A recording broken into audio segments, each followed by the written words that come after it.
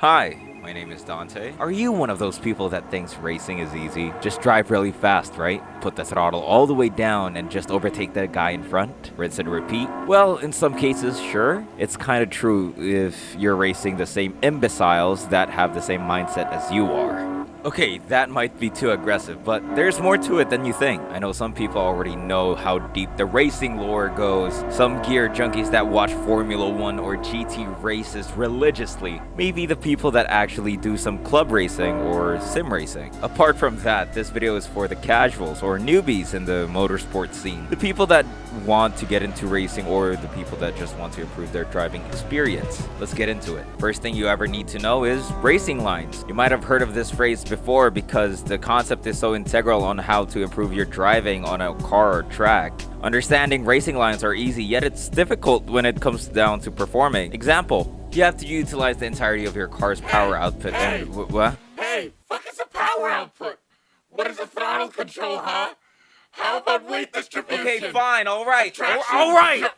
Look, I'm not gonna go too in-depth on what these nerd terms are, but learning it might actually help out a bit. I'm gonna simplify it just a bit. Power output is where whenever you step on the gas, your wheels start spinning, obviously. That's when throttle playing comes into the idea. You might have heard of the traction control system before. It's basically the thing that keeps you from spinning wildly when you throttle too much. But sometimes when you are driving fast and hard enough, your traction control system might not even catch up to the maneuver that you're trying to pull. Or even some cars don't even have traction control implemented in the first place. So you must rely on yourself when it comes to not spinning out. We also call that oversteering. To mitigate the chances of oversteers, to press the throttle with only enough pressure to not make the tire slide into a drift. Sidebar, a quick way to improve is not to drift a corner when you are trying to set up a fast lap time in a track. Drifting is not functional in like grip runs, but in other terms of racing, it has benefits like rally, getting a better angle onto the corner.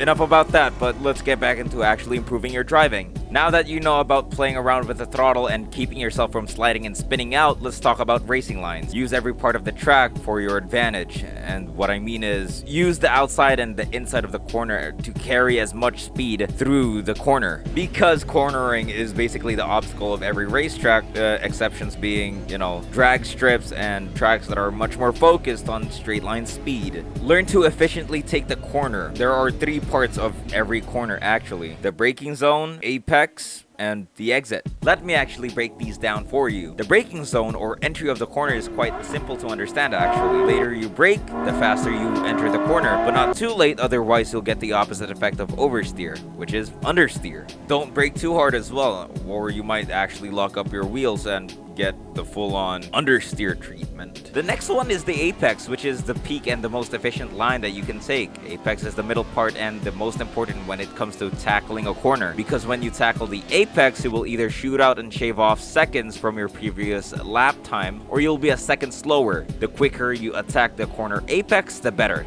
Manage your throttle and make sure that you're at the inside part or at the peak part of the corner. Last thing is exit speed. It is the part where you actually carry the speed that you lost from the braking zone and the apex. This is vital as well when it comes to shaving off time in time attack. The earlier you are on the throttle, the better, but not too early that you'll spin and do a 180. Again, oversteer. Just enough to carry you out the corner the fastest. This is where you shoot out from the inside apex of the corner. Tips and tricks that you can do to actually improve on these 3 things. For braking, learn to trail brake or progressively lightening your pressure on the brakes to not make it lock up or actually carry more speed into the entry. At the apex, try learning when to coast or apply throttle in the middle of tackling the corner. Making a better exit is just not having to hesitate on the throttle, but also having a better understanding on your car's behavior to the track, which is if it's gonna oversteer or understeer at the exit. If it doesn't react well, is either you have to adjust your driving style, your racing line, or just tune your car to fit your driving style.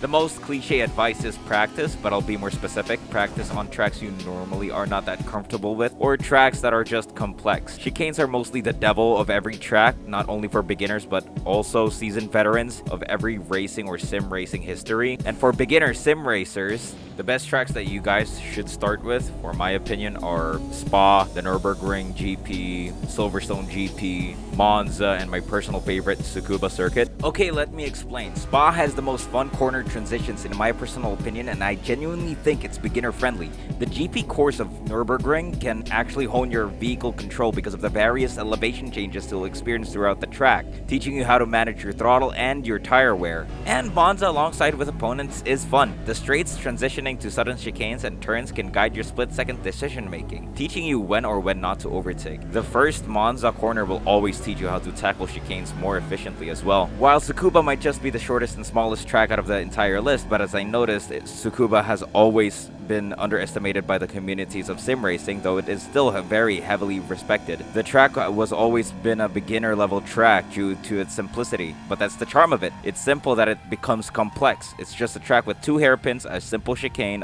1 right-hander, a sharp left-hander, 1 long straight, and a big right bend at the end. But the lack of everything complex is just perfect. It's for you to just drive as fast as you can and learn from the simple track. And all of these tracks can provide you with a sufficient amount of variations on what you can expect from other tracks. And another advice, don't complicate things when you are trying to practice. Just drive as much as you can and enjoy it while doing so.